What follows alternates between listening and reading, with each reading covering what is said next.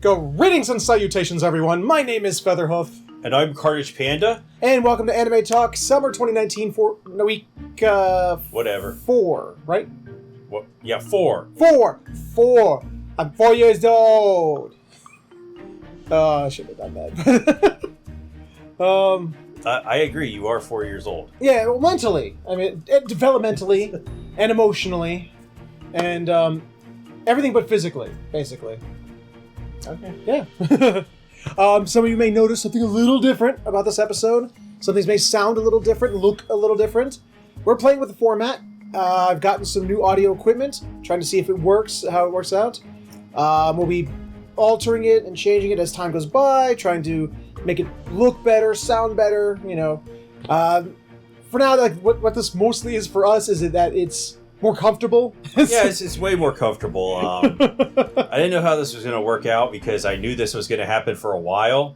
Spoilers. Yeah. That I never spoiled. But way more comfortable because we're not just smushed up in the tiny little space in front of your desk. I mean, we're sitting here like this the entire time, just like I'm up against the mic. Like, no, I'm in front of the mic. Damn it, no. So this is a lot easier. And it did give us problems because where I was sitting, the mic did not pick me up that well. No, and it caused all the other problems because it was like. And to be honest, I was screaming a lot of the time. Yeah, even the times where it's like you can barely hear him, he was still screaming. I always got nervous that it was going to wake Cindy up. I guess you got really good soundproof walling or something. Maybe. All I know is that this also alleviates one of our other biggest problems, because between my water-cooled computer, 2 lights, and 2 human bodies giving off a shit ton of heat. Yeah, that's very true. I don't know if it shows up on the camera very much, but by the end we were sweating. Yeah, by the end of every episode, we start sweating our balls off over there. So this is actually going to be a lot more comfortable for us. We can actually be a little more comfortable talking to each other and talking to you guys. And I'm not very comfortable talking with you. I know. I'm a hard guy to get along with. I can't help it. I don't know why.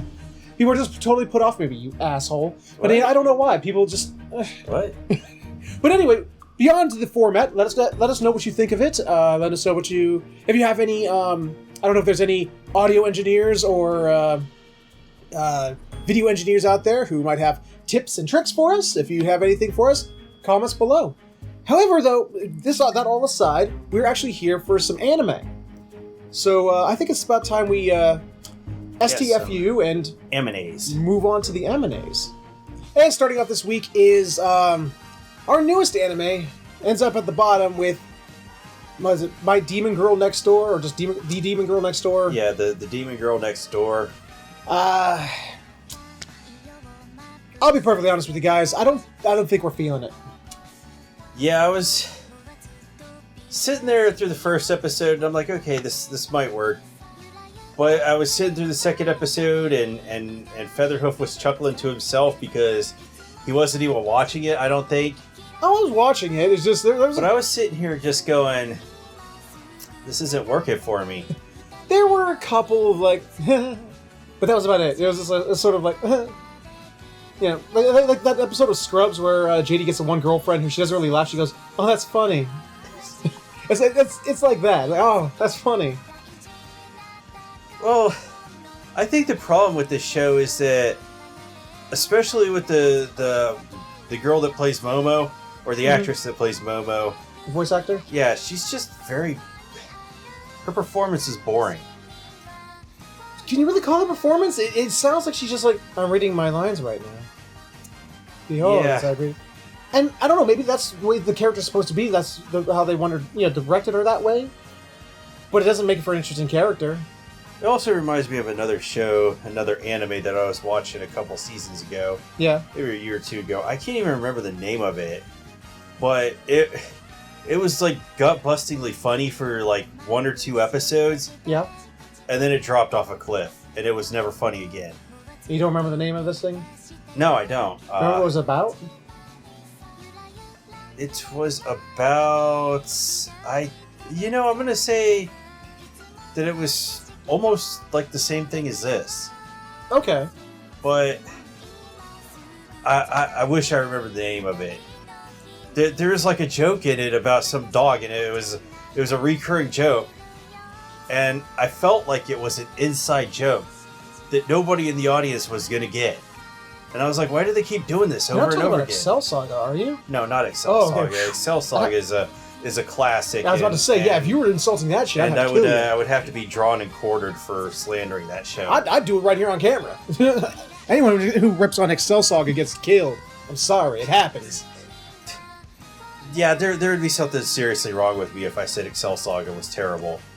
Yeah, I mean, Demon Girl Next Door, Shamiko, as Momo keeps calling her, she reminds me a lot of Jashin-chan, but if she wasn't funny but pathetic.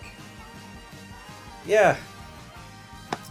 Yeah. It's there's really I don't have a lot to say about this. I was kind of almost bored to tears in the second episode. Yeah, because it's like, okay, so we have two subplots this episode. First plot involves I don't even remember what was going on. Shamiko, as Momo continues to call her, is it's like the fucking ShamWow. I know, I love it. But she's like, I challenge you to our next duel after school. And then she's like, oh, but you're going to be ready in 6 hours? She's like, oh, then by the weekend, afternoon, we're going to fight next to the river. And she's like, okay. And so they meet her there. Yeah, they meet each other at the river. And apparently she met the day before. Like, she showed up the day before, but because she didn't realize she meant on Sunday. So she's all sunburned and everything. She was waiting on Saturday.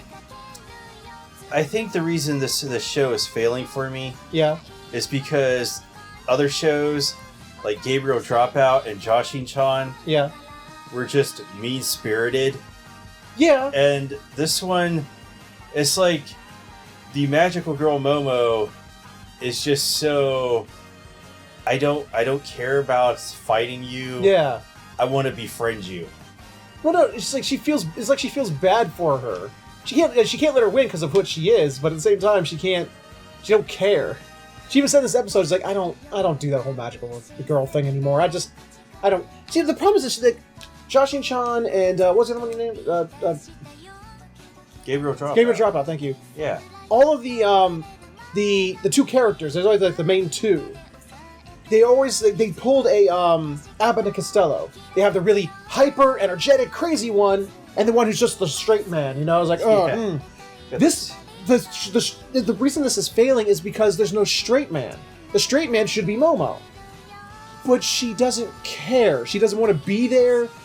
She's like, yeah, okay, this is okay. It's like, whatever. Good on you, Shamiko. Good on you. Yeah, good girl. Yeah. So it's like they meet up for the fight, and Shamiko just starts like, well, we can't just start fighting. We gotta warm up first.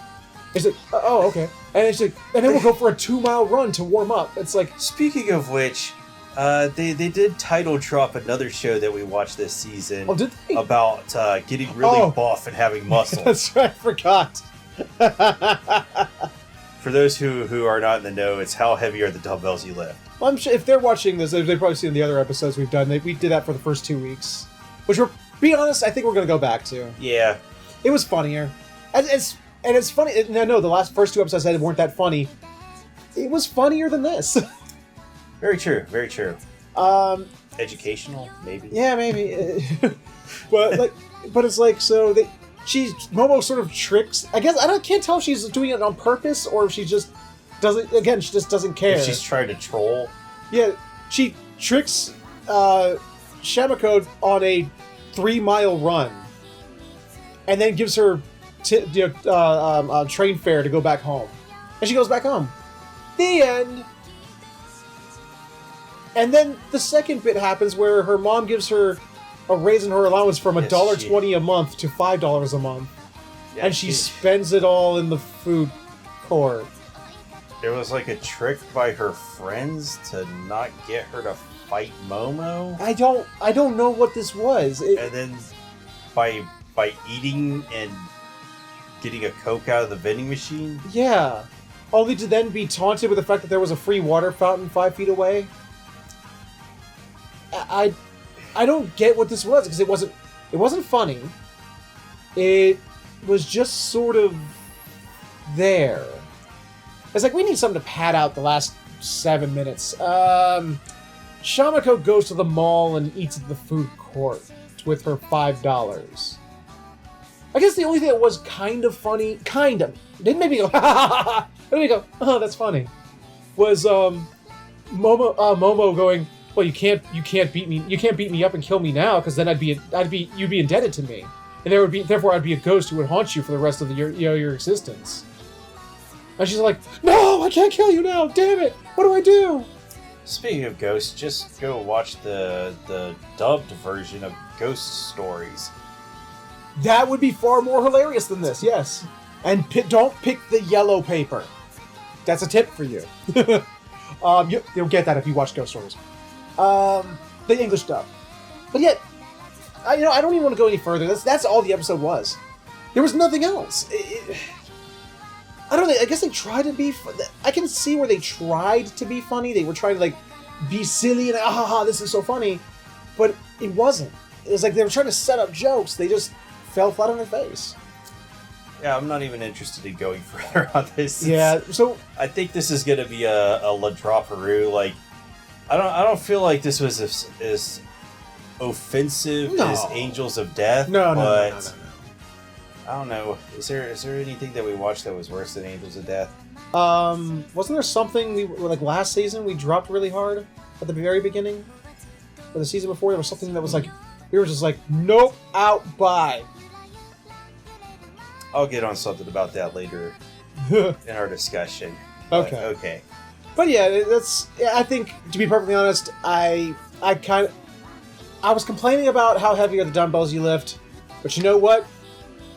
I have now seen how boring the show can be, so I'm willing to go back. Boring, yeah, that's exactly what I would say. What was the name of the show again? The Demon Girl Next Door. I mean, it was boring. Imagine if you had Abbott and Costello, but it was just Costello. Just with no straight man to counterbalance it. That's what you have here. You have Shamiko going crazy and doing the wild antics and oh my god! But there's no anchor to pull that back down. And it's not funny, because she's just acting stupid. I don't know. So that's our thoughts on it. That's my thoughts. That's his thoughts. So with that, that's everyone's thoughts on this show. So with that, we're just going to go ahead and move right along. Featherhoof demanded that we rank them this week, and he put the MILF Isekai at number 4. I heavily disagree because this is a 15 out of 10 show, and that is my feelings. Hey, you like to find... Look, do I still find... Okay, unlike certain other anime we just talked about, do I still find Mommy Isekai funny? Yes, I do. Yeah. It's fucking hilarious. The show is hilarious. Yes. I'll be perfectly honest, it makes me uncomfortable. Okay, I can understand that it makes you uncomfortable, but... And this episode was just... What sort of season are we in right now? It's the fan service and muscle season. Yes, it is. And we're getting nothing but that. Yeah. I don't know. I think that a lot of the things that this anime portrays, it's I guess how it feels. I know, again, it's supposed to be a comedy. It's supposed to be exaggeration, but just how close and clingy Momoko is.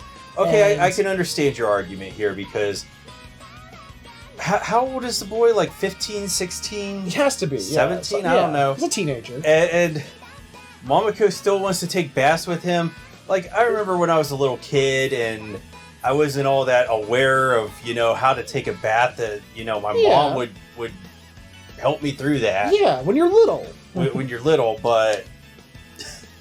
I get from the viewpoint he's utterly embarrassed by this because he's mortified because his mother's getting in the bath with him. He's trying to dive in the hot spring. Yeah, well, it's he's in the hot spring by himself. Assuming that the wall behind him separates the men and women's hot springs. He tries to call over it to his mom to talk to her. We usually have this skit in anime where the guys are trying to spy into the girl's side of the hot spring. Yeah. But he's I'm just gonna chill. They're gonna be over there, and he's like, "Hey, mom," and she's like, "What?" And then he realizes, "Oh shit, she's in here with me." Butt ass naked, just walks on out. and then like proceeds to take his face and put it in her own bosom so that the other girls can come in and share the bath with them. That's another thing that my mom would do back in the early 90s. No, not in the... If I'm watching like some TV show and like somebody's gonna... They're gonna kiss, okay? Oh, I see. Like somebody's gonna kiss. My mom would go, don't look at that. And I'm like, what? I don't know. There's just like a lot of things that are just like, I guess the way they portray in the show how, I guess they feel it's okay to just be really touchy-feely on each other. Like there's the scene where Wise is talking about her mom, and she's just holding Porter just like in her lap and just holding her. I'm like, this is essentially a stranger to you, and you're just like cuddling up on this person. You know, I think I feel like that in the Blu-rays they're gonna remove all that steam and the light beams. No shit. And it's gonna look a lot more awkward. Yeah, probably. Although the scene that did make me laugh the hardest, and I will admit full well, is when Wise gets pissed. Wise gets so pissed at him in the bath. Yeah. And she just stands up to scream at him, totally forgetting the fact that they're sitting there butt naked in the bath. She goes classic tsundere on him, and he's like, well, I'm about to die horribly. After she realizes that she's buck naked and just showing her titties off to him. And he's like, well, about to die. Horrible death. I love it. He asks, he's like, before you kill me, please allow me to say my last words. Mom, please do, it's okay. Chill out. We're in a video game. We're in a video game. I may die many times, but I will be revived. It's okay. And Porter's like, I'll have the healing items ready. A perfectly timed troll. Demon Girl Next Door should take notes. Yes, absolutely. And then Wise has a complete mental breakdown. She's like, she goes straight from anger to just fucking sobbing, and it was like the most perfect scene. I love it because like she's like he sits there and he gets like the face, like his face changes. Yeah. Like, I'm ready for my punishment. I'm ready. And she's like, and then she like has like 180 where she's all like, oh, you want that, don't you? You want that? I bet that you would love that masochism. But just runs off. Like the comedy is so well timed in this show that yes. I have to forgive it for all the uncomfortableness. It does. I don't know. There's a lot of. Okay, you laugh, and when it makes you laugh, it makes you bust up laughing. Yeah. But when it makes you cringe, you're like, Jesus Christ. I have heard it's the kind of show that if like you and I were sitting here watching it and Cindy walked in, I'd be like,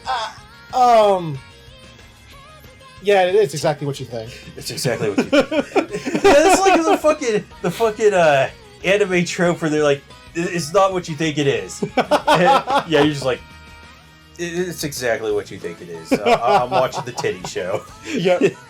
And then we get like the other side of things, like with because they show Wise's mom, the witch the of evil darkness, queen or something, the queen of darkness or something like that. Is like turns out to be Wise's mom, and she like brainwashes young men to like use as furniture. So she went straight into the dumbbell show, got some of the guys out of the gym, and it was like, yeah, you guys got to pose behind me, and I got to pet your abs, Yeah, she's like having this and I love it. fetish. And she's like, I was like, I'm gonna get a new boy. I'm gonna get a new son tomorrow, and I'm gonna have him do He's gonna have great abs. It's gonna do and she named some kind of like stance or whatever. Yeah. And I'll use him as a table, and I can sit there and just rub his abs while I sip wine. Abs. Oh, abs. Did I mention abs? She's all about them abs. It's like uncomfortable. Now they did pull that one. I'm gonna say cliche of, you know, a girl tripping and falling. And Dude, he fell. It's like the perfect out of context scene, though. What would you think if you saw that with no context? He's butt naked. He falls dick first into her rear, and when she's sitting there after a panty shot. Don't forget the panty shot. We had a panty shot of her falling down. That just reminded me of that court case again. Oh god. And then at that exact time where he's like, I'm so sorry, I didn't mean to do this, blah blah blah. And the mom comes out like, "Oh, you're dating now? It's so cute." Yeah, it just looks like he's fucking her. It straight up does. Now, I have continued watching another show that we started with called Fire Force. Yeah. And we have this here contrasted with a scene in Fire Force. Yeah. Which I did not like. So here we have the accidental... the cliche. The cliche of The falling trope. into a compromised position. Yeah. There we go. Which is played off for laughs. Yeah. And in Fire Force, they introduced a character, a female woman. She kind of dressed scantily. And there's apparently a reason for that. It's the cat-eared one, by the way. Yeah. So, I was watching that today, and then I was like, wait, what? Because they show Shinra, and they show this girl, Yeah. and they're just talking, and then they cut, and then they cut again, and he has his hand right on her tit. And then I'm like, wait, what? And then they cut, and then they cut again, and he's got his hands on her butt. And he's like, this isn't what you think it is. And I'm like, What? this is exactly what I think it is. Yeah. Really, dude? I mean, this isn't an accident. This doesn't even look accidental. This is just straight up. So then I had to get some advice on this. I was like, Some context. I'm like, is this just going to be a recurring thing in the show? And they're like, yeah, this is just her character. Her character is there to be sexually assaulted. Yeah, just to be sexually assaulted. And she derives her powers from that. And I'm like... We started this, when we did episode 1 of this, for this season, Yeah. we said how Fire Force, maybe it's breaking the mold. Maybe it'll have strong female characters that, that'll be there, that'll be prominent, major role, that kicks some ass. And then, we had 3-4 episodes in, there's a character who's about being sexually assaulted. I mean, maybe they still kick ass, but... Dear God, it was just bad. But it's like, she derives her powers from being sexually assaulted, Yes. you said? I've been told this. I'm just going to take their word for it. Okay. That... I'm glad we dropped it then. I'm perfectly, to be perfectly honest. But still, we were talking about Mommy Isekai though, and it's Yeah. like I said. In contrast, it was totally played for laughs. It's a trope. It's a cliche. It's been done a million times. Yeah. But it was still played up for laughs, and it was haha silly. Nobody was actually hurt. No actual sexual things happened. It was just a compromising situation. It's like another scene from another show called Konosuba in the second season, yes. which you have not watched. But But I'm going to spoil it. I'm going to spoil it for you. Where Kazuma is knocked out or whatever, and Megami takes the liberty, Knocked out or whatever. takes the liberty to write on his body in black ink the sacred sword Excalibur and put an arrow down. Oh my god! And when Kazuma wakes up, he's like, "What do you mean?" He's buck naked in front of all the girls, by the way, and he's like, "What do you mean the sacred sword Excalibur?" And Aqua's just sitting there going, Like, I don't understand how a show like that could fail so bad. It did it? What? Konosuba failed? No, I'm talking about Fire Force. Oh, okay. Just stay with the cliche and don't be creepy. Yeah. So that... Yeah, Mommy back on Mommy Isekai. That's pretty much all the episode was, though, yeah. You got the crazy mother. Well, we have Wise's backstory as well. Yeah. That she gives, which is like, oh, I had a terrible life because my mom is just, crazy. She's like the what's the female equivalent of a chauvinist? A misandrist? Sure. No, that's not right. That's totally wrong because chauvinism is a totally different thing. Misandrist is a male hater. Yeah. Okay, I don't know what the fuck I was thinking there. Because she goes to what was it escort clubs or whatever, or what was it? Where host clubs. Yeah. She goes to host clubs and pays dudes to be all sexy on her and shit. And I guess the same word would work. okay, it's like she's all about she treats men are meat for her to be yeah, they're all hot and sexy for me to creep up on. I love them abs. Them abs. And something about her parents got divorced, but then she tried to come back and claimed she was all like better and you get the family back together, and then she forced Wise into this whole game thing. Yeah. So I get there's supposed to be another girl, but I'm not really getting the harem vibes from this. I'm getting that they're really like pushing Wise as the main girl. Yeah, because Porter was definitely Porter was like an object in this episode. She was like sort of just there. I don't get the point in the I don't get when they're in the hot spring. Porter was there, and I don't understand why she got in the bath with a bag on her head. Would you leave your bag of holding unattended? Yeah, I wouldn't. Maybe it weighs like 900 pounds. No, it doesn't. And they can't lift it. Nope. They don't have a high enough strength score. Nope. Okay. So that was Mommy Isekai. Wait, I want to comment about the opening scene where she's trying on the armor. Oh yes. the ever present female armor. Yeah. He's fucking embarrassed because it's like a bikini. It's a bikini with pauldrons. It's literally all it was. With the pauldrons. But she did try on a badass outfit, Yeah. the Dark Knight one. Yeah, have you ever seen your traditional Dark Knight in Final Fantasy? It looked like that with these badass spikes going along, and I'm like, why does she wear that? That's awesome. I wish they would have just rolled with it and gone. It looked great. Instead, we get the one that has metal ribbons on the boots. Yeah, she has ribbons all over the fucking place. I don't know. And I did kind of like when they went into the territory of wait, what happens if you try to put on class-restricted garments?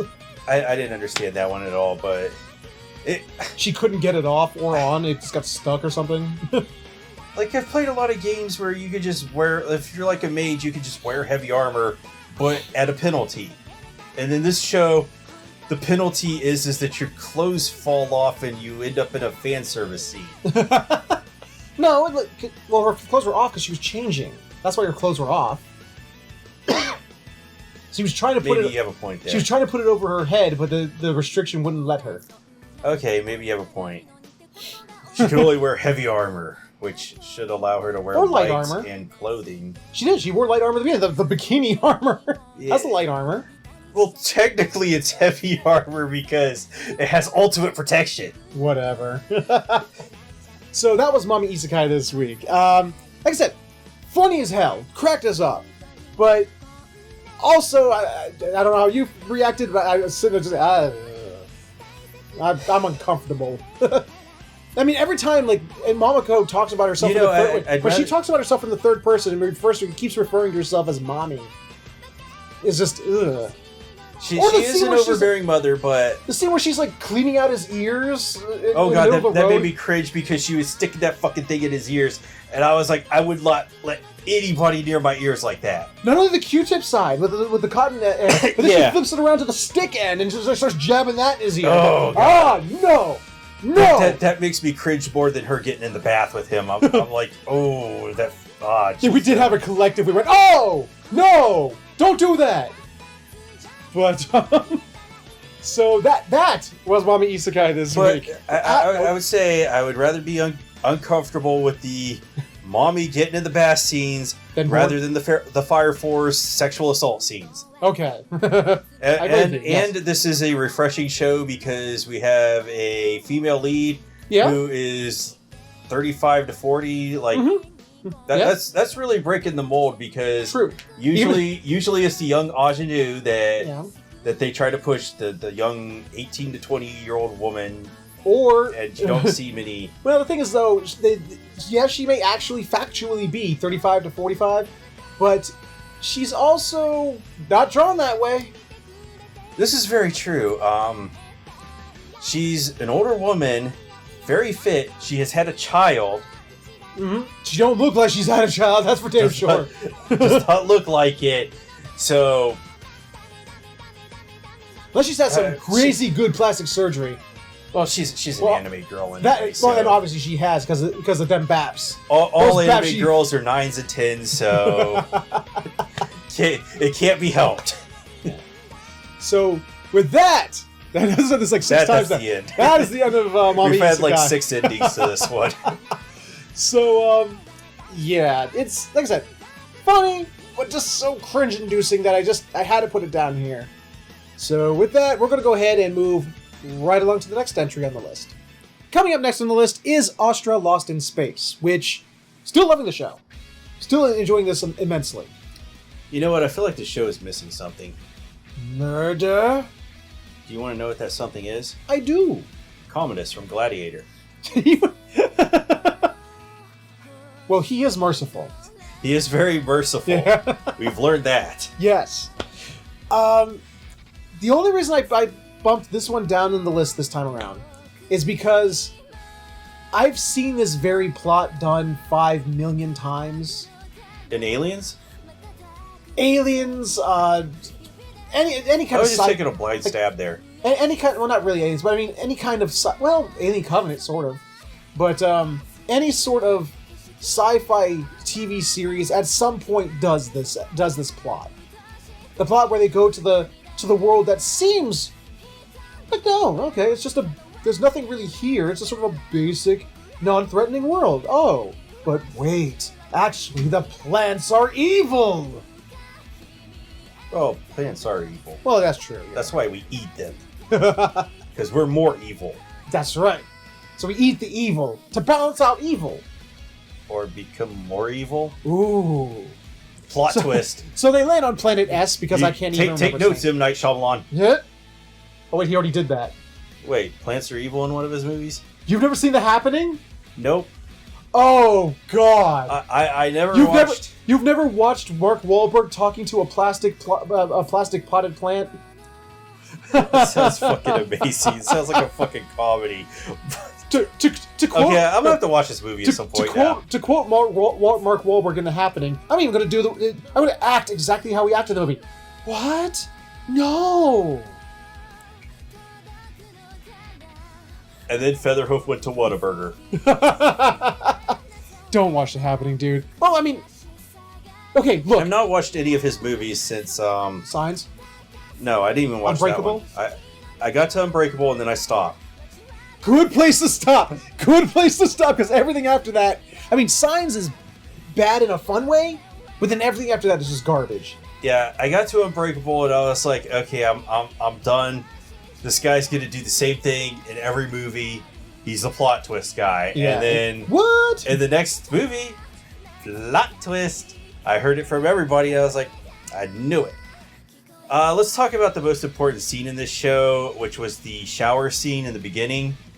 Oh, Kitty in the shower? Yeah. This kind of cracked me up because what's the scientist's name? Zach Walker. Yeah, so Zach Walker walks in. He walks in. He needs to clean his glasses, which is a perennial problem of anybody that wears glasses. You have to clean them like almost daily. Yeah. Oh, dude, trust me, doing this YouTube thing, whenever I sit down and I turn the lights all on and get ready to record, that's when I'll see, like, the lights will hit my glasses and I go, oh, I need to clean my glasses. Jesus, fuck. So he walks in there. He's like, I gotta clean my glasses. And wash my face. face. He takes them off. And then all of a sudden he notices, Kitty's in there, buck naked, because there's no shower curtain or anything in this. Well, no, because she already got out of the shower. She was getting out of the shower. Is it because she's getting out? Yeah. Well, anyway, she's getting out, buck naked, and Zach's like, yeah. Yeah, I forgot that there was the in use sign was on. Wink, wink. No, the way he said it, he's like, and you're naked, so I've seen naked before. It's like, and she's like, but it's totally different for girls. It's blah blah blah. Yeah, she goes off on him at first, but then, like in the next scene, it seemed like she was upset that he didn't find her attractive or something. She was like, I've got curves. You should have found me attractive. What is wrong with you? So they're getting well swimmingly. Yeah. Meanwhile, every once in a while, someone randomly has to throw a little bit of shade at Yunhua. Because, I guess that's just what people do. They're fucking brutal at Yunhua this episode. They are. Like, she's about to go on her psychopathic serial killing. Mm-hmm. And then she doesn't because she's so depressed at them being mean. And her backstory is that her mother was a bitch? Always telling her, you gotta underachieve. You gotta underachieve, but don't underachieve too much that you're noticed for underachieving. And she had a weird life philosophy that I don't agree with because it's just weird. Yeah. A, don't achieve, because then you'll be noticed. But B, underachieve, but not enough that you'll be noticed for underachieving either. Just sort of be hidden. Yeah, Yunwa's tragic backstory is that she got the lead part in a play. Yes. And her mother was like, no, you can't have the lead part. Get a part that won't get you noticed. Yeah, she was like... No noticing. She's like... Can't stand out. Yeah, I specifically told that school not to let her do anything. You go into your class tomorrow and say you went out of that play. In fact, I think I'll call them myself. It's like, whoa! What the fuck? Yeah, so then they arrive at this planet, and after tearing Yunwa's ego down, like Ulgar or Sasuke. Oh boy. Yeah, so Sasuke is really going in on this.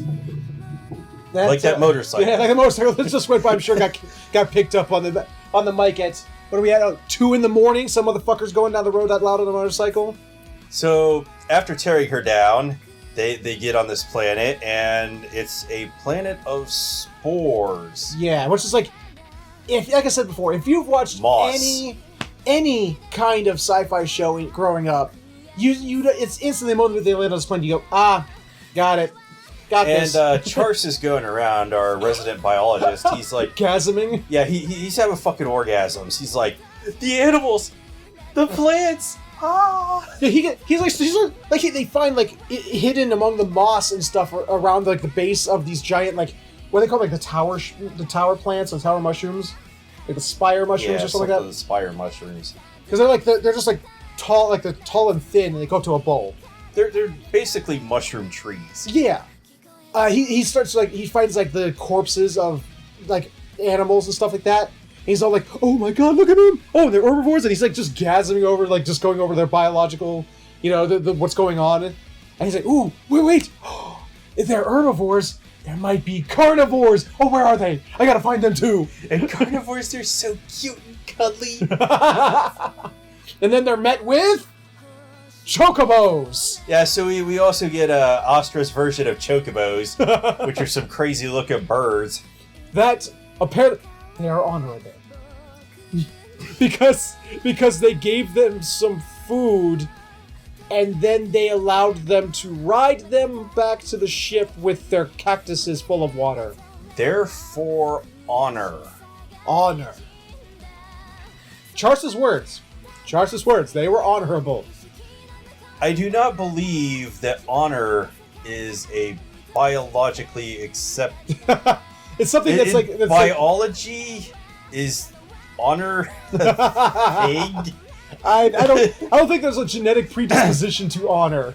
Yeah, I'm just gonna shoot off a message to a biologist. So, what about the honor on this blah blah blah scientific term? This Latin name. Have you found the honor gene? The honor gene. But so and then like Kanata and Ares and Zack and who else was that? On Yunwa, they find the what they call the candy plants. Yeah, the candy plants that taste like everything that is great ever. But like compressed into Kanata. Yeah, and they have some fun like little like cartoon faces of them. Unfortunately, the candy plants, they decay very fast and they can't preserve them. No, and they gather up all the stuff that could be preserved, and it's like 3 days worth of food. Yeah, they can't find enough, and much to Kitieri's chagrin, Kanata's like, we can't take showers because we're not getting enough supplies. Or laundry. But yeah, we can't take showers or laundry. But I just have to confess that I just threw my clothes in the laundry. I love that shit. So, and then like, when they're talking about rationing out food, Luca takes a jab at Yunwa because she's so big. Not big, but I mean big. So it's like, I think she was taking more a jab at her chest because Yunwa is she's stout. tall. But she is tall, dude. She's taller than all of them. Oh, well, whatever. She's a tall chick, so Luca makes a jab at her, at her physical appearance, and it just, once again, she has a little flashback of her mom telling her how worthless she is. You know what? Luca's completely wrong because Luca's a guy And us guys actually use up more energy than women do. Well, by how much I eat versus how much Cindy eats is any indication, yeah, probably. I'm a fucking vacuum cleaner for food. So she... No, it's actually true. I know. Well, I'll take... Again, I don't know if that's true. I'll take your word for it. I don't know. Us guys take up more energy.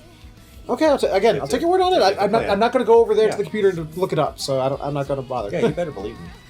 It's facts. If it's not fact, please correct him in the comments below, No, it's a fact. and then also tell him how stupid he is, and how much of a sexist he is. Like just rip into him good. It's more like an advantage to not use up as much energy. I'm playing, damn it. But so Yunhwa gets so upset that she leaves. She runs away, She's like, "Fuck, leaving." and they all my glasses too. Which turns out they were non-prescription. They were just there for fashion. She just wears them just to wear them. Well, according to Kanata, she wears them to keep the bangs out of her That eyes, doesn't even make any sense. and she has bangs to hide her face. Okay. I can see that. I can truly see that. Okay.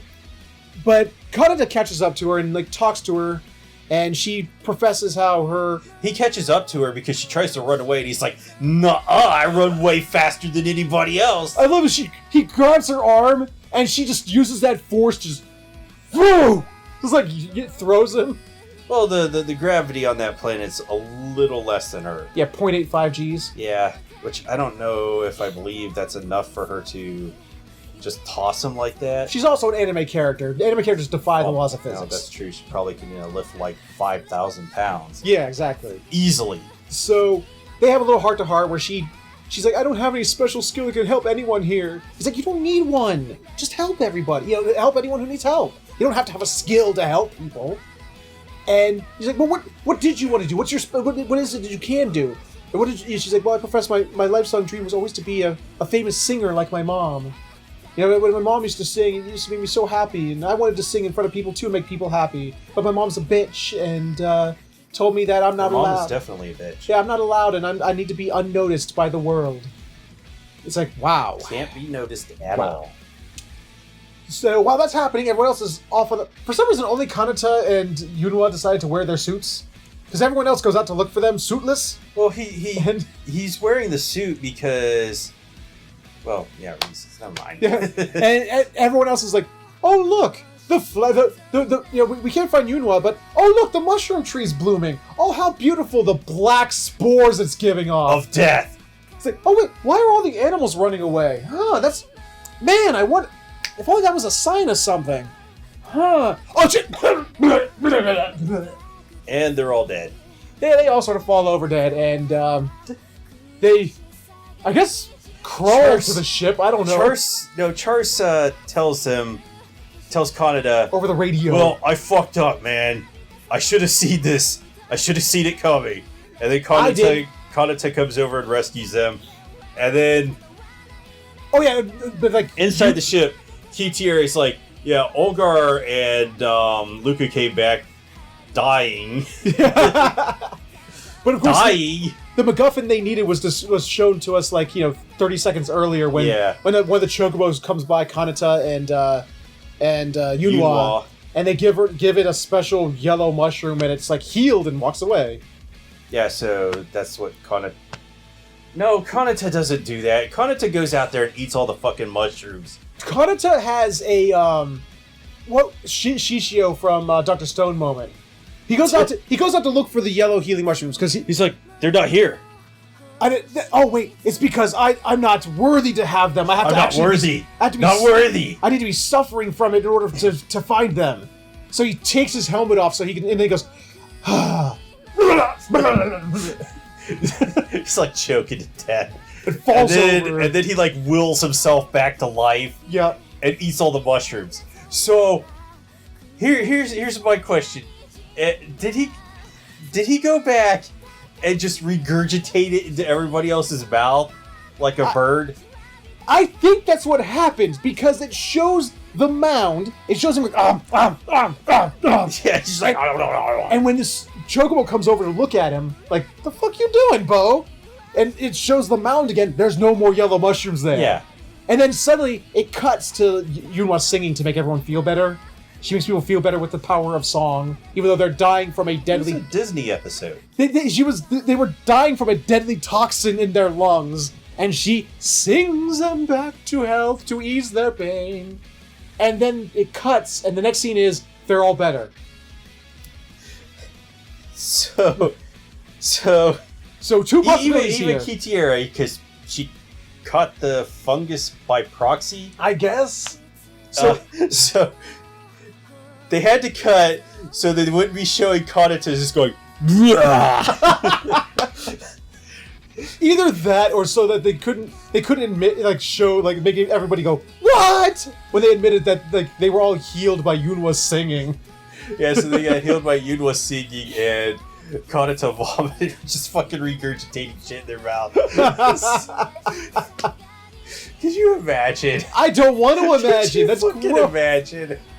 It's like, even watching it in nature is gross. I don't want to watch people do it, even animated people. Ugh. You get people that are grossed out by, like, mouth to mouth for CPR. Yeah. But fucking Kanata's like, yep, I'm going the bird route. Yeah. So that was Astra Lost in Space this week. It was I don't know, like I said, it was a fun. really goofy end. Yeah, it was fun. It was still a really good show. Questions. Yes, it does. It's just weird. I don't know any other way to describe it than that. But it's fun. I'm still enjoying the show. I'm still having fun with it. Yeah. So that was Astra. So hopefully next week they do add Commodus to the cast. I don't know how they're gonna. Well, the thing is that the credits do show a mysterious, shadowy person on the ship, so there may actually be someone there. If it is Commodus, who knows? Best show of the season if that happens. if you could find me an image of, like, all the kids, like an image of all the kids, I'll put a Commodus, cut him in there. Oh god, this is gonna kill me now. You gotta do it. Send it to me. Find a picture of all the, find a picture of all the kids, and I'll Photoshop Commodus in there for you. Am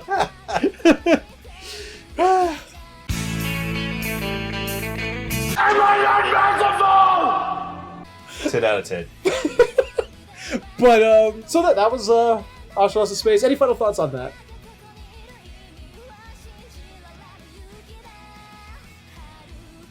Okay, yay! Move through with that. Moving right along. Today's episode of Dr. Stone was strange. Yeah, it was interesting. Little flashbacky there for a little bit, but other than that, pretty cool. So, my only complaint about this is Taiju.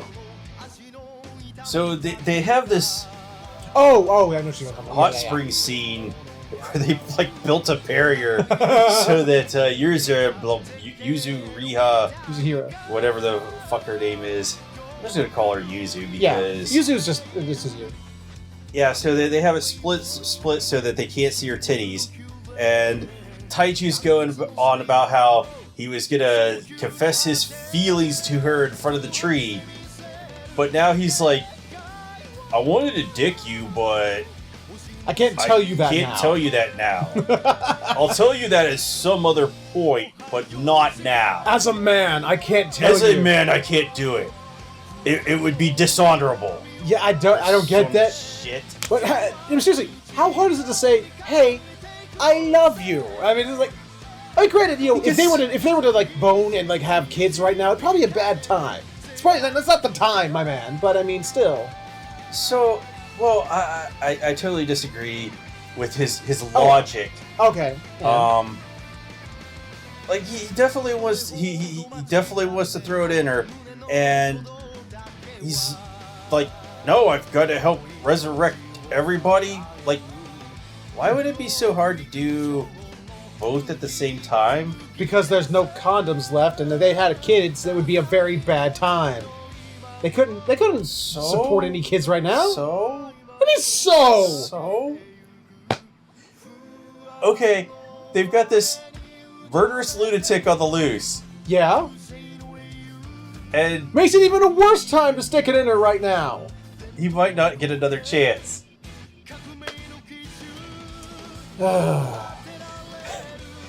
Anyway, we have the world's best Clue player on the trail. Fucking Shishio.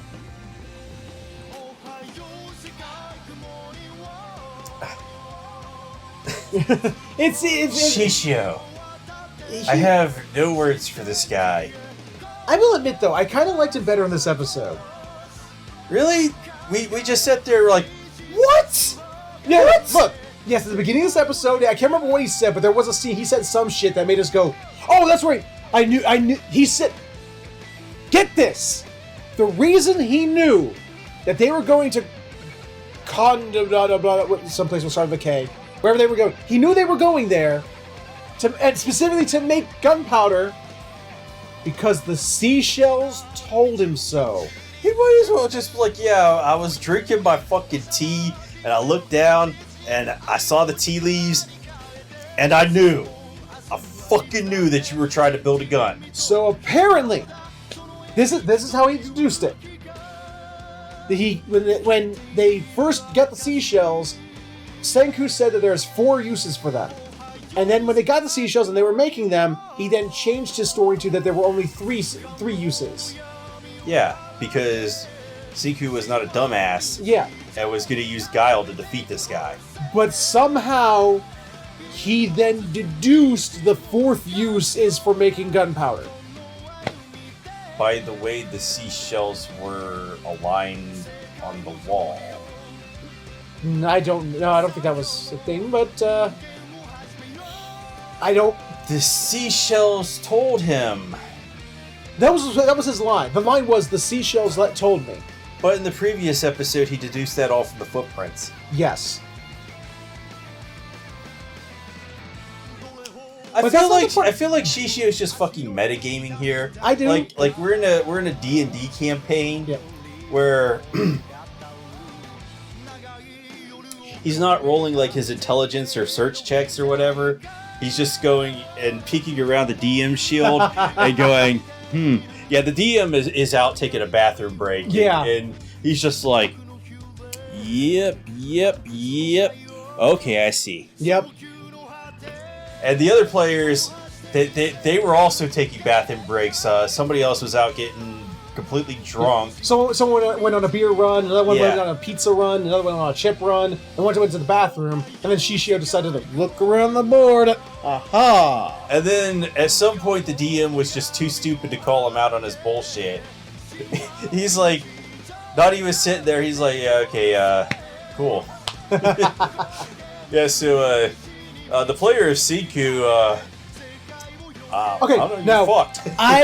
I did laugh my ass off pretty good when we did the Senku home cooking show. Yeah.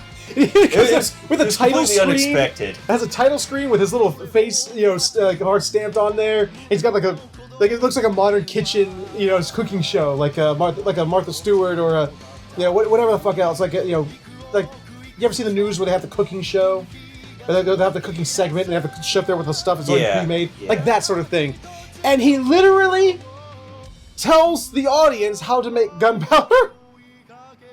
So what? I love that because, and then at the end, like this imaginary Robo Senku comes up and goes, "Everything that was just said is completely factually true. If you actually do these steps, you will make the equivalent of a bomb. So don't do it."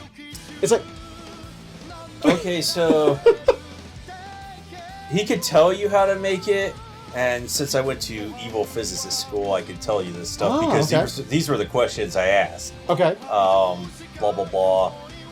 If you wanted to make a bomb, how easy would that be? Yeah. And it turns out it's not very easy because the companies that deal in the kind of chemicals that you make explosives out of really don't want to sell it to just like anybody. And if they get weirded out, they'll like report you to the FBI. Oh yeah. So, okay, yeah, that's how you make it or whatever. It was just a weird segment. I just thought it was like, okay, that's kind of weird to put in, but all right. It's funny. They probably have to put it in for legal reasons or whatever. Because there are people that stupid in the world like Granted. me. So story time. Oh, When I was a lot younger, me and 2 other friends who shall remain nameless had these little... Because we went paintballing a lot, Okay. we had the CO2 cartridges that were empty, Right. and we just filled them with black powder. Oh. Our one friend did, and we were blowing them up. Well, one of them did not blow up, and we decided to start a bonfire. Oh, I remember the story now. And we threw what we thought was a dud CO2 cartridge explosive into the fire. We're like, yeah, whatever. And we were sitting there for like 20 minutes just shooting shit. And then, like, the brightest white light, like, I couldn't fucking see after that. And I know the other guys couldn't see. You flashbanged yourself? Yeah. Loudest fucking explosion. Like, oh my god, it just overwhelmed all my senses. And I know the other guys were overwhelmed because as soon as I could see again, there was a flaming log in one of my friend's laps.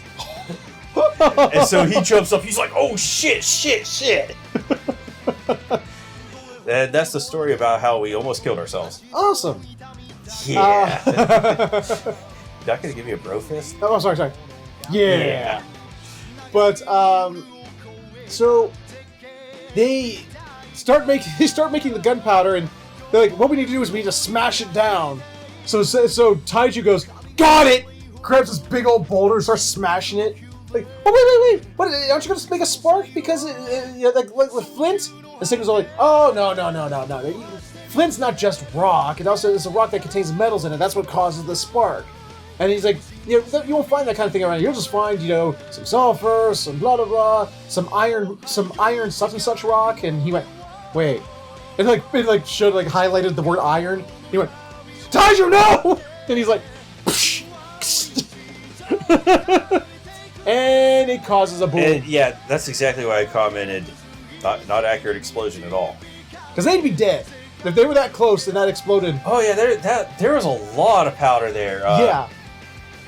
There would be bloody chunks. Yeah. Fucking They'd be bloody dead. chunks. You can forget about your whole wanting to dick Yuzu mission. Seriously, Taichu, you're fucking dead. We'd have Shishio Shishio running over there. Shishiyo's like, oh. Slowly backs away. Like, nope, that one, nope, nope. And like runs away. Or would he fucking sit there and he'd be like, the wind told me that they just blew themselves into bloody chunks. it's like he's just sitting there watching it, and like somewhere a fish jumps out of the water and goes, the fish just told me that they blew themselves up. So I feel like we're gonna get a lot of good shit out of Shishio. Yeah. We're gonna just be like, what? So How is he? their explosion causes a smoke plume, Yeah. and then they notice someone else makes a smoke signal. Every time I'm trying to talk to you guys, this is a new format, we're still getting used to it. I keep looking up at the clock. There's a clock above you guys. I keep talking at the clock. Wait, that's not the camera. You're the camera. The camera's right there. Right there. Hi, what's up? I don't even see clocks. But he so this another smoke plume goes up. It's a smoke signal. Like, oh sweet. We should go to it. And they're all like, oh wait, we can't go to it yet. We need to make more signals because what if we go there and they've already left, thinking it was just an explosion from the volcano. So they start smacking on the gunpowder pile some more to make it blow up some more. Like maybe. Good idea. Yeah, sure. Why not? Yes. And he has to weigh the options. If they do this, it basically shows Shishio where they are. But maybe they might find more people that would help them or whatever. So he goes on the option of, siding with warning the people at the cost of maybe Shishio fighting them. And after causing 3 explosions, whoever's making the smoke signal now has 3 smoke signals. And they're like, so there's life out there. Quick, get more wood and stuff to keep the fire going. And Yuzu and Taiju go out to find wood. Meanwhile, Shishio finds Yuzu. He's like, yep. With his The wind told me you were here. His big stone sword that he suddenly has. He fucking has this stone spear thing that he got. Giant fucking claymore. That he just, I don't know, dimension ripped or something. It's Shishio, so he could do anything, I Yeah. guess. Yeah. So he takes Yuzu hostage and then basically threatens Senku with her. He's like, "You gonna stop that shit? And you gonna stop that shit? And you're gonna tell me the secret formula Like, for rescue yourself. So you're telling me the secret recipe for bringing people back to life? I'll go kill her." And she's all, and Yuzu's all like, "Let him kill me! Don't tell him the secret formula!" No, at first he's like, yeah, I don't give a fuck about her. Oh, that's right. And then Shishio's like, It gives her a he gives her a haircut. That's gonna teach her. Yeah. That's gonna teach Senku. And And Yuzu's like, you know what? I like this haircut. Thank you, Mr. Shishio. And he's like, what? And then she takes his blade and puts it up to her own throat. And she's like, Senku, don't tell him. Don't tell him. I'm ready. And then we get about ready to fucking die. And then we get about 5 minutes of Senku If only as a she child. said that.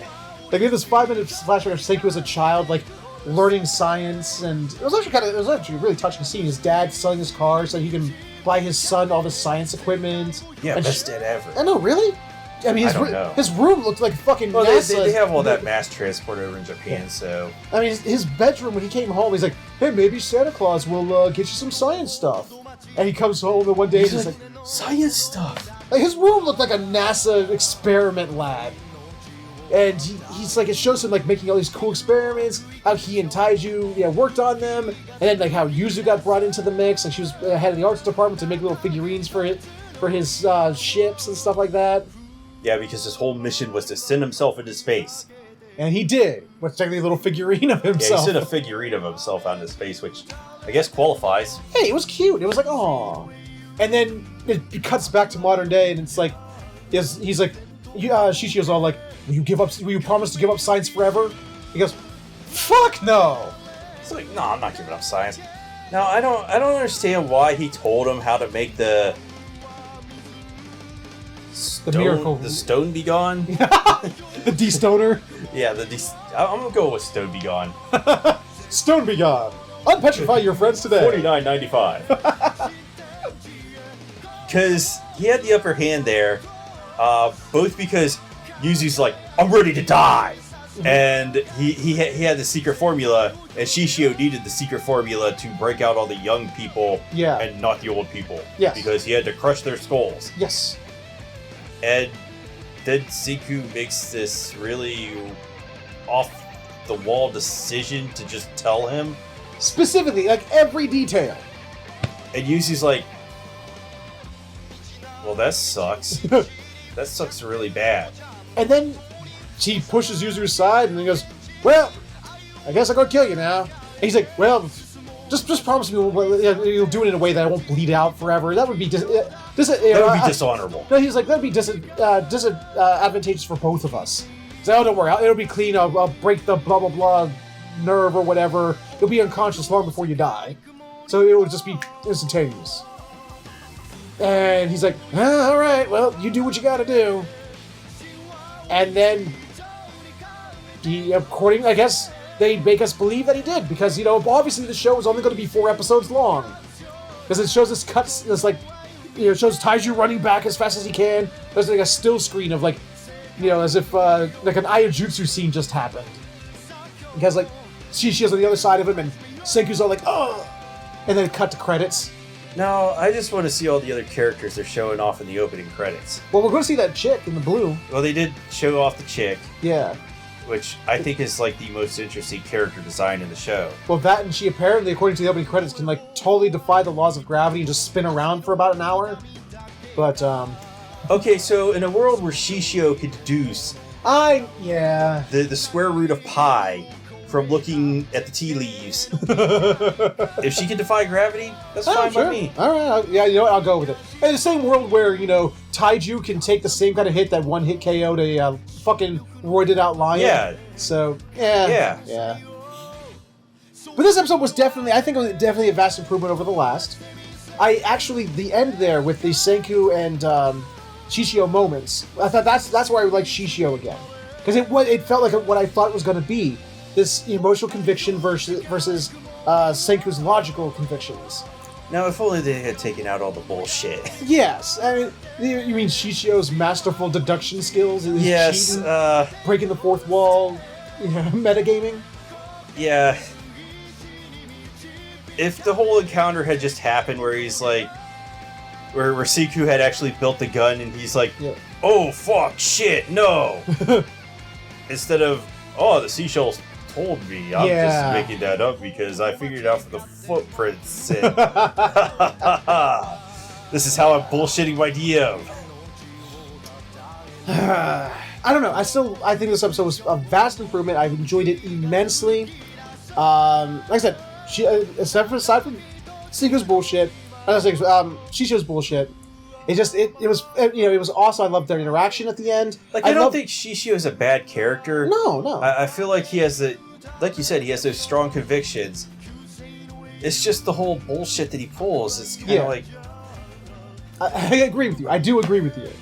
And the Senku's cooking show actually kind of cracked me up really good. Let's cook explosives. Yeah. And it had some great. I like some of the facial expressions they had. Especially on Taiju when they were doing that. What about that rap song they played in the middle? Oh yeah, during the commercial break thing.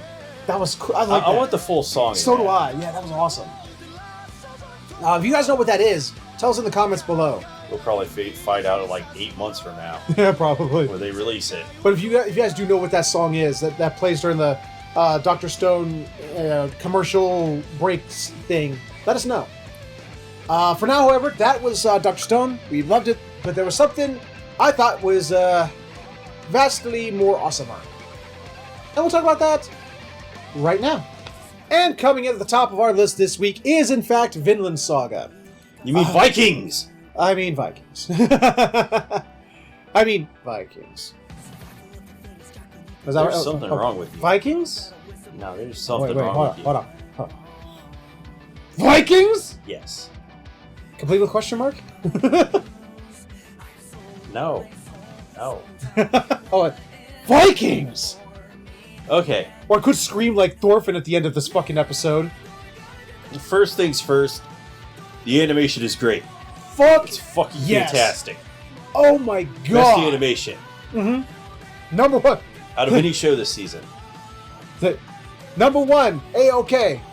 But that's to be expected from the same studio that makes Attack on Titan. Oh, is it? Yeah. I didn't know that. They made Attack on Titan, Ancient Magus Bride, which I don't think Ancient Magus Bride had the greatest animation, but...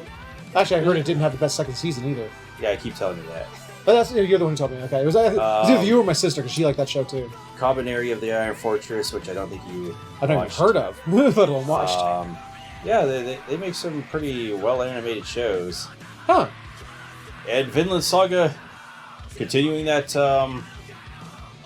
tradition of having beautiful animation. So, we get the continuation of Thor's just one-hit punching and KOing everyone in sight. Yeah, so he has this badass sword, and instead of using it to murder everybody... He doesn't murder anybody. Because he's a man of peace. He's done killing. He's a 1980s hero. Well, as he states in this episode, when Askeladd asks him, he's like, just kill. He's like, I can't. Because I'm not... He's like, he asks him, why did you quit being a soldier? Why did you put down the sword? He's like, because I'm not a master of it. Because the true warrior doesn't need a sword. That's just like his opinion. And right now goes inserts a that's just your opinion, man clip. I think that Thor's is way off base with his assessment. Like, okay, yeah, I can see personal philosophy wise. Yeah. Okay. Sure. You have a point there. Sure. In actual combat? No. Well, I'm not buying it. What if you... I think Doris actually proves he doesn't need a sword in combat, though. He took down 28 men. What was it, like 20-something men by himself? Yeah, he solos this entire ship of dudes by just punching them. Except for like 4 of them. Because... He's like, I don't need a fucking sword, I'll just use my kung fu. Because Bjorn takes out the other 4. Yeah. Dude ate a berserker mushroom. Whatever the fuck that is. It's apparently a berserker mushroom. And with Berserk, he's sort of like, if you could take what's his name? I forgot what his name was. I just said it earlier from Valkyrie Profile. Brahms. If you take Brahms from Valkyrie Profile and mix him with the Hulk That's kind of what Bjorn was. Yeah, he was doing the whole Hulk smash thing. Yep. He like berserks out and like takes 2 of his own men by the throat and just flings them through and punches another guy off the boat and throws another guy. It's like it looks like he's going to be some real trouble for Thor's, but no. Thor just punches him. And then like Justice Punch right to the face. And then that didn't knock him down, so he does it again, and that knocks him. Like, but then he gets back up, and Thor tosses him. He's like, I'm just going to throw you now, man. I'm just going to throw you across the continent. Which he does. Speaking of Shishio and his deductive reasoning here, Thor then goes back to his ship, talks to Asklad, and after he because they're about to, the bad guys are about to board the ship with the kids, and he uses Bjorn's body to like break the planks. Yeah. And he's like, and then he goes, you're the leader. And Asgard's like, how do you know I'm the leader? How do you know? I could be somebody else. I can smell it. He's like, okay. And then goes, why are you doing this exactly? Floki, right? Floki's paying you to kill us, isn't he? What? Well, what? Maybe they had some bad blood and he just knew that fake Loki was out for him. But that's one hell of a leap of logic. Doesn't come out and like... Okay, yeah, I understand. Wait. Fake Loki paid you, didn't he? He paid you specifically 5 gold up front and then another 5 gold after I'm dead, right? It doesn't seem as egregious as Shishio. Granted, I give you. But still, the leap of logic is still just like... There's a bridge here that I'm not seeing. How did you get from point A to point B there? But he goes to Askelad and he's all like, okay, look, here's the thing. You know, based on what I just did, I could take out you and all your men. Just by myself. And you're going to sacrifice 3 times as many men just to get 12 slaves? I mean, doesn't seem logical. So how about, under the gaze of Odin, you and I, we have a duel. You and I. You win, we go free. You win, you do with us as you wish. And Askelad goes, okay. Works for me. And I guess he tried to do the Thor's jump from boat to boat, but did it kind of crappily because it was like, and like lands on the boat. And thus begins like one of the coolest duels I've seen in a long time. It's because it was so well animated. It was so... I mean, I love it because like Thor's is coming at him just like Askelad's like, he's diminishing the gap between us like just recklessly. Why? And he also uses his sword to make the mast come down, and to make Thor's like lose sight of him, and he like tries to do the sneak attack, and he gets Thor's, but it was a shallow cut, not enough to kill him. Yeah, because Thor's just flexed his pectoral and shrugged the blade off. Yo, is it just me? Did Thor seem to change shape and size multiple times throughout this fight? No. He is not Machio from Dumbbells. He looks like he's changing shape and size multiple times during this fight. I don't know if it's just if it's the way he's drawn or if it's the angles. He looks to be changing shape and size multiple times. I didn't catch that at all. I don't know. Between the fight with him and Bjorn and then his fight with Askelad, he seems to be changing shape and size a few times. So, okay. So Thor's he basically has the upper hand. He does win. Yeah, it's like there's multiple times where it's like, oh no, Askelad's totally figured out his plan, only to be found that like, oh shit, I walked right into Thor's plan by guessing his plan. Yeah, I figured out that I could break his sword and he would be Wait a second. Why am I the one who's on the receiving end of getting his ass kicked? Oh, wait, he actually he wanted me to break his sword so that I would do a wide arc attack and he could punch my arm and steal my own sword from me. That was all part of his plan. It's like, okay. And Thor has the sword to his throat and goes, I've won the duel. I've won the duel. Do you concede? And he's like, no. I can't do that in front of my men. And it turns out like, he starts talking out of his ass. He's like, hey, why don't you become our leader? He's like, what? It was a joke! It was a joke! It was a joke, man. And all his men are like, Wait, that what? wasn't a funny joke. Yeah. And it turns out he was buying time. He was literally doing the whole thing just to buy time for Bjorn to wake up, to go over across the boat and take his kid hostage. Take little Thorfinn hostage. And then Oscar's like, ha ha ha ha, you expected us to actually play by the rules? We're pirates, dumbass! The fuck's wrong with you? Oh, by the way, my archers have the high ground. And he's like... And he's like, high ground? What? And he's like, dude, I won the duel, man. Come on. I've won the duel. And he's like, bro, we're not playing by the fucking rules. Didn't you get that? And he's like, he then like puts the sword back up to Askeladd's throat. He's like, I'll kill Askeladd if you don't let that boy go. You let the boy go. And Bjorn's like, oh fuck, what do I do? I love his face. He actually like, shit. And then Askeladd goes, you know what? You won the duel. And then he's like, Thor's is all like, I won the duel? You won the duel.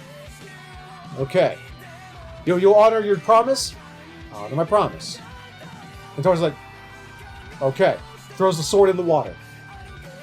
And then Oscar goes, beep, beep, and arrows fly out of every direction into every orifice of Thor's body.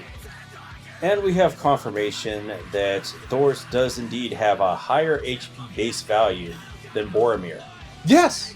He took, I think, at least 7 arrows.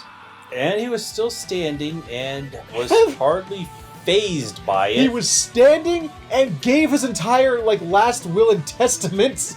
He's like, you know what? This isn't even really anything to me, but I'm gonna let myself die anyway.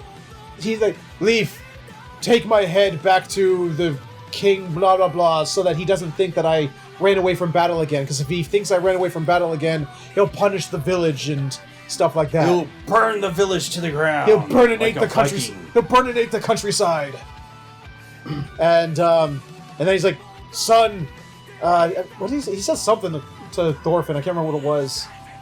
It's like some kind of thing, and it's like Thorfinn gets all sad and runs to his dad and cries as Thor's literally dies while standing up.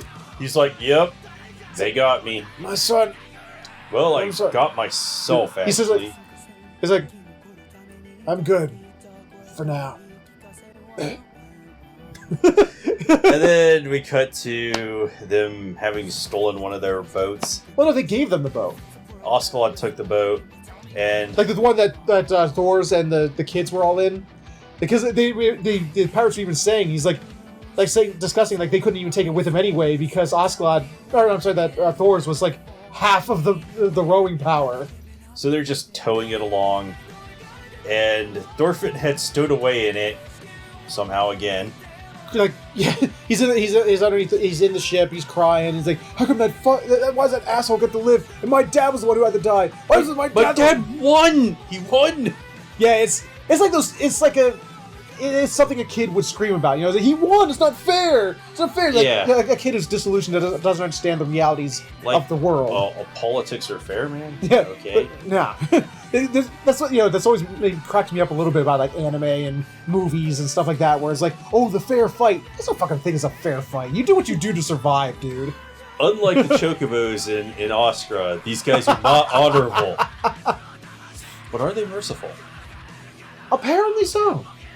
Because anyway, they call Askeladd over. They're like, man, the kid's over there, and they're making fun of him. That scene. Do you ever see that one Halloween with the little girl? Michael Myers is trying to kill the little girl. I've actually never watched any Halloweens. At the end of one of the Halloweens, the little girl kills somebody. Spoilers.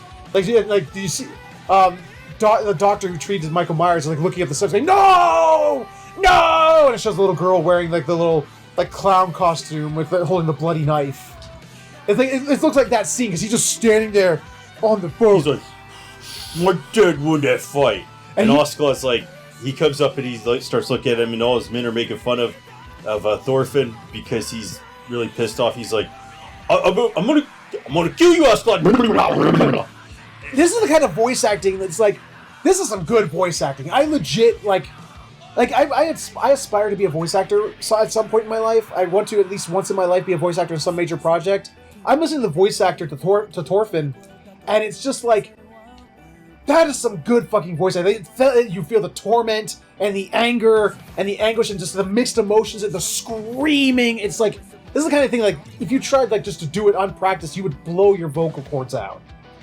I would hate to scream. Oh, wait, never mind. I've been doing this show for, like, a year straight. I've been screaming the entire time. Not like this though.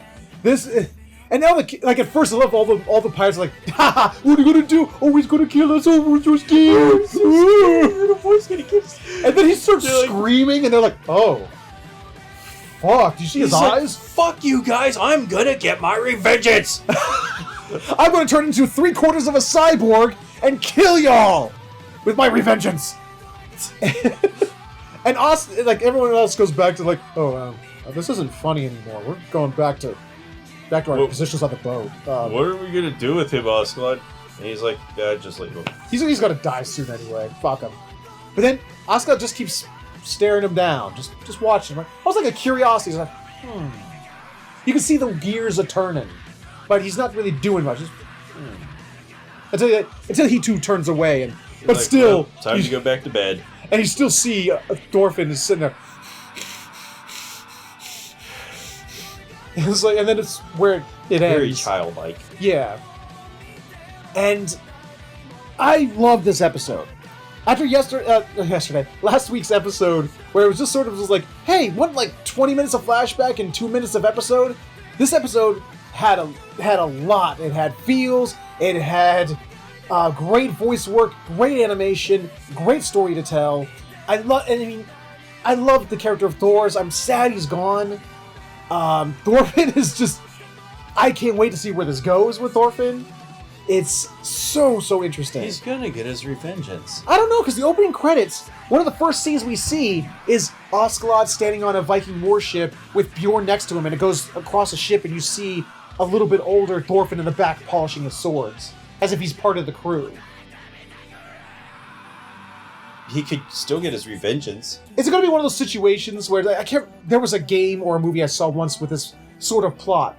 It's like, where it's like, yeah, you know what? You can stay with us, and you can try to kill me as much as you want. If you can kill me, you can go ahead and kill me. And that's like keeping him there, but also actually like raising him and like rearing him. Yeah, I think you're right. This has been a plot point used in other media. Yeah, I swear I've seen this before, but I like the way we'll see where it goes, though. Yeah, I mean, this episode was, like I said, everything about it. It's voice acting. It's animation.